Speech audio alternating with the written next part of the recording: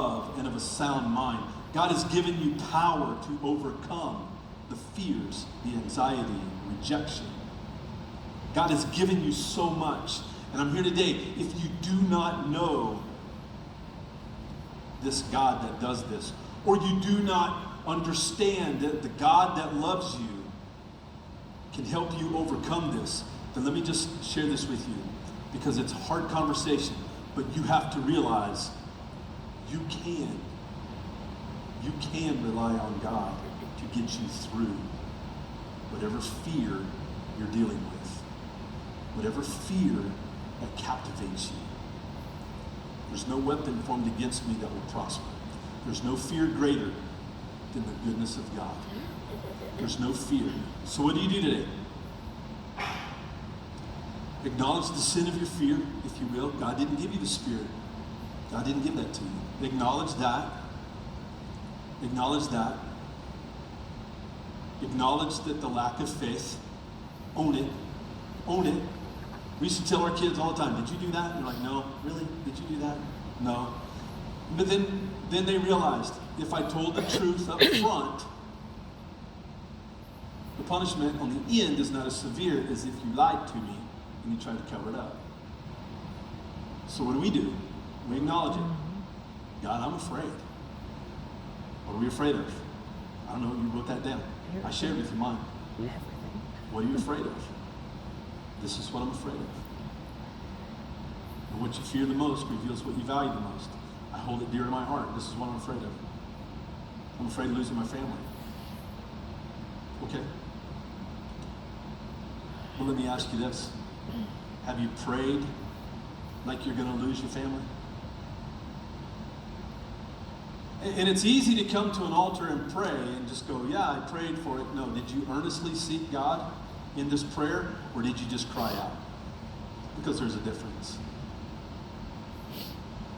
There's a difference. Don and I, whenever the kids were young, we would pray for our children, like any parent would, I guess. And we would pray for our children, but we'd be specific. God, they're going through, and we'd pray for them and with them. Even to this day, they'll call us up and they go, Mom, Dad, would you just take time to say a little prayer for us? Because, yeah, sure.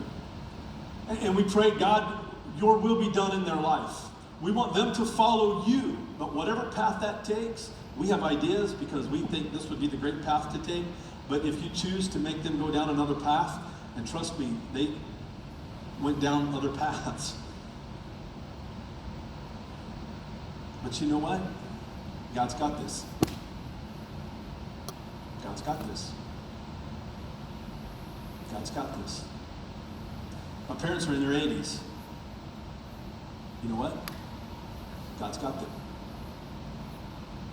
This church has been through some stuff. You know what? God's got this. Amen. Amen. You've been through some stuff. You know what? God's got that. So as you lay at bed at night, you just cast everything to God and say, this is yours. This is yours. When you talk about your future, when you talk about your job, your home, whatever it is, God, this is yours. I'm do what I can do. You know, I pay my debts. This is what I can do. I do my thing. But apart from that is where we fear of letting go and letting God deal with it. That's where we get into trouble. Because we don't feel like God moves fast enough sometimes. But when the answers come and we realize it's perfect timing. So I'm going to ask you the question again. What do you fear? What do you fear? And have you truly sought God in that? In other words, you've come to a prayer, not like this. You don't come and go, I give you my prayers because we're able to do this, right? And take them back. But you come, God, I give you my prayers. I can't control it anymore. That's in your hands. That's in your hands. Stand with me if you would.